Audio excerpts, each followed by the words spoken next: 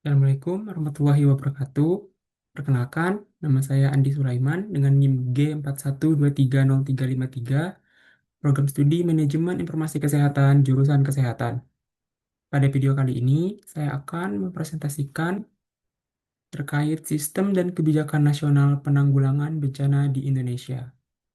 Bencana adalah peristiwa yang mengancam dan mengganggu kehidupan kita, baik karena faktor alam, non-alam, maupun sosial.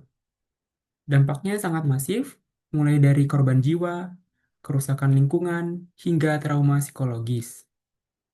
Sebagai gambaran, Indonesia berada di wilayah yang sangat rawan. Berdasarkan catatan, dari tahun 2019 hingga 2023 saja, terjadi lebih dari 15.000 kejadian bencana di tanah air kita.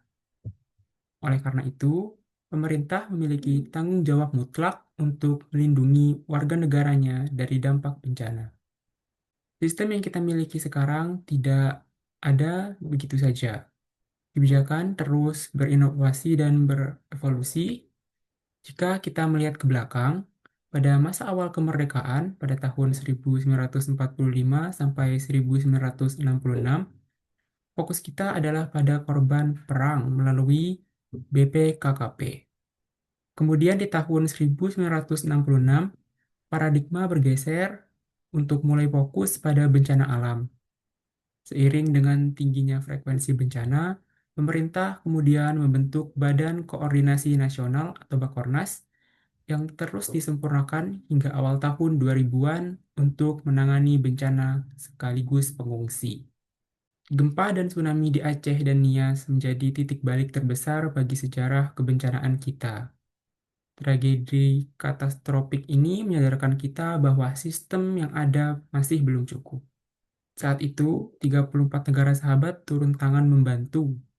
Untuk mempercepat pemulihan, pemerintah membentuk Badan Rehabilitasi dan Rekonstruksi atau BRR NAD Nias. Pembelajaran paling berharga dari tragedi ini adalah Indonesia butuh satu institusi khusus yang kuat, terpusat, dan partisipasi masyarakat yang aktif dalam menghadapi bencana. Dari pengalaman tersebut, lahirlah fondasi hukum yang baru, yaitu Undang-Undang Nomor 24 Tahun 2007. UU Nomor 24 Tahun 2007 terkait penanggulangan bencana merupakan fondasi utama sistem kebencanaan di Indonesia. Aturan ini mengubah cara pandang negara dari yang dulunya hanya menunggu bencana terjadi lalu menolong, menjadi mencegah dan mengurangi resiko sebelum bencana terjadi. UU ini juga mengamanatkan pembentukan BNPB dan BPBD.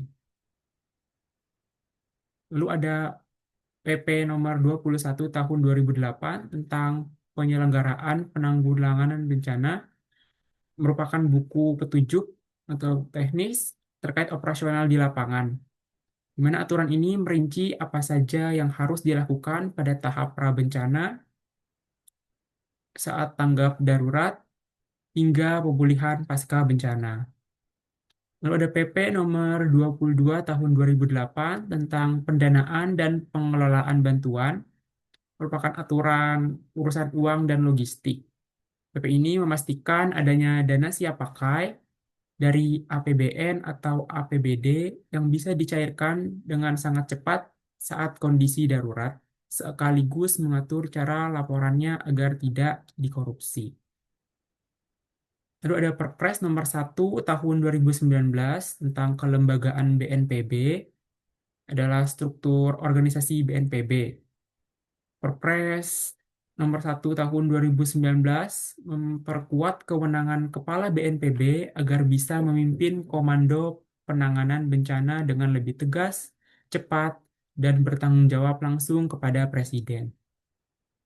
Lalu ada Permendagri nomor 101 tahun 2008 tentang Standar Pelayanan Minimal atau SPM daerah, yang merupakan aturan kewajiban pemerintah daerah di mana mewajibkan setiap bupati atau wali kota untuk memastikan warganya mendapat hak dasar berupa informasi daerah rawan bencana, pelatihan pencegahan, dan jaminan evakuasi jika terjadi bencana. Untuk menjalankan undang-undang tersebut, dibentuklah struktur kelembagaan yang solid. Di tingkat nasional, kita memiliki Badan Nasional Penanggulangan Bencana atau BNPB yang berada langsung di bawah komando Presiden. Di tingkat daerah, Kepala BNPB berkoordinasi erat dengan BPBD di tingkat provinsi maupun kabupaten kota. Institusi ini diisi oleh pejabat pemerintah dan para tenaga profesional.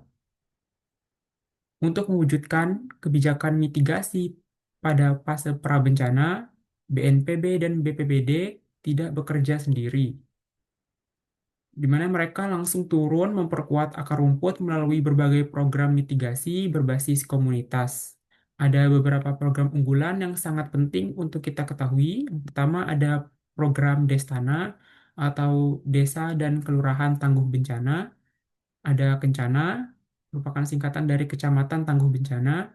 Selain itu, kita juga mengenal kampung atau kelurahan siaga bencana, di mana fokusnya adalah untuk mencetak relawan dan mengedukasi masyarakat agar siap menjadi penyelamat pertama di lingkungan terdekat mereka. Selain mengandalkan program yang digerakkan oleh struktur komunitas atau pemerintah, kesiapsiagaan yang paling mendasar sebenarnya harus dimulai dari unit terkecil, yaitu diri sendiri dan keluarga. Untuk membekali masyarakat, BNPB telah menerbitkan panduan yang sangat komprehensif, yaitu buku Saku Tanggap Tangkas Tangguh Menghadapi Bencana. Siklus penanggulangan bencana terdiri dari 3 fase utama. Yang pertama ada fase prabencana, yaitu sebelum bencana terjadi, saat bencana atau fase tanggap darurat, pasca bencana, yaitu masa pemulihan. Fase pertama adalah prabencana. Ini adalah fase yang paling menentukan.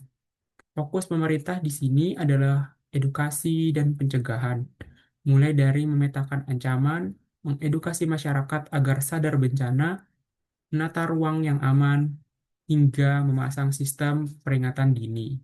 Fase kedua adalah tanggap darurat. Saat bencana terjadi, waktu adalah nyawa.